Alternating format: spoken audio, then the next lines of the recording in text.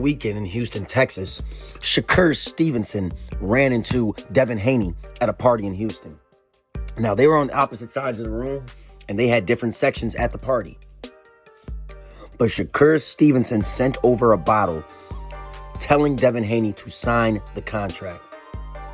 Devin Haney really is looking like a guy who is not trying to fight Shakur Stevenson right now. I don't understand why he's avoiding Shakur Stevenson. Last night, or yesterday, Bill Haney met with Bob Arum, and he posted on Instagram that they were making stuff happen and that there was some big news coming soon. Now, to me, all respect to Bill Haney. I hope something good happens for Devin Haney's career and that his next opponent is somebody worth of significance.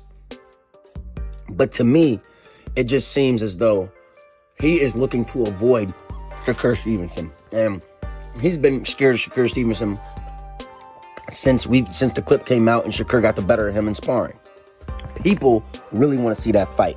That is the biggest mega fight at the 135-pound division. You got the best boxer, in my opinion, at the 135-pound division, Shakur Stevenson, the best defensive fighter at 135, against a beautiful technician, one of the best offensive boxers I've seen in a long while, in Devin Haney.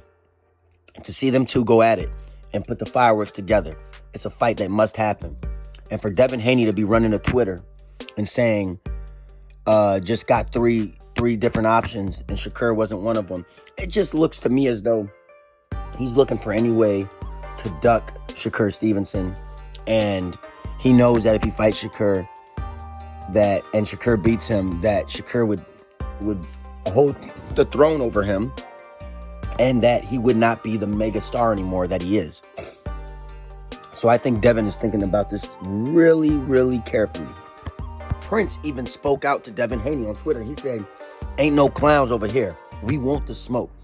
Letting him know Shakur's not scared and he's not ducking anything. Devin Haney is really looking bad because Shakur even spoke out and said, "You're finally speaking for yourself. Bob gave you the offer. Let's make it happen." And Dev is talking about a whole bunch of things other than signing that pen to paper and making this fight come to life. He's talking about Bob, this, other fighters, not mentioning Shakur. That's all good and dandy, Devin. But Devin, you're the champion. You can fight who you want to fight. You're not taking any risks, and it's becoming obvious. Other fight news. The Canelo Alvarez versus Badou Jack fight is 90% in the makes. I told people that Canelo Alvarez would do everything in his power, everything in his mind of his, to find a way to avoid David Benavidez. And people said, "Oh, why would he avoid David Benavidez?" He can beat David Benavidez. He's got more accolades than David Benavidez. He's better than David Benavidez. But he doesn't want to fight David Benavidez. He would rather move up to cruiserweight to fight a 39-year-old champion in Badou Jack. And that's what we're going to get from Canelo Alvarez. He's not going to make the moves you guys want him to make for himself. He's going to make the moves he wants to make for himself. Easy paydays and accolades. So he'll become undisputed. He'll take the cruiserweight title. So people will say he's one of the greatest of all time. But real boxing fans will know that Badou Jack isn't nearly as good as David Benavidez, and it's a cherry pick.